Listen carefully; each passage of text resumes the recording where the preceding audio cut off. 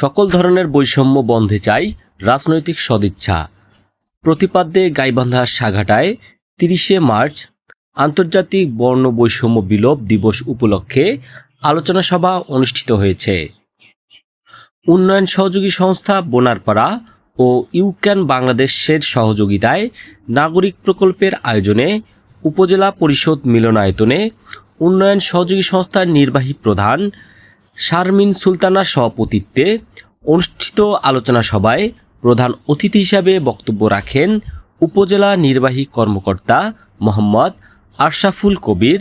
অন্যান্যদের মধ্যে বক্তব্য রাখেন জামায়াতে ইসলামীর উপজেলা শাখার আমির ইব্রাহিম হোসেন, সাংগঠনিক সেক্রেটারি প্রভাষক এনামুল হক সরকার, কৃষি অফিসার কৃষিবিদ আসাদুজ্জামান, উপজেলা সমবায় কর্মকর্তা আব্দুল কাফি সরকার, উপজেলা প্রকল্প বাস্তবায়ন কর্মকর্তা মেহেদি হাসান, উপজেলা মহিলা বিষয়ক কর্মকর্তা পবন কুমার সরকার প্রমুখ।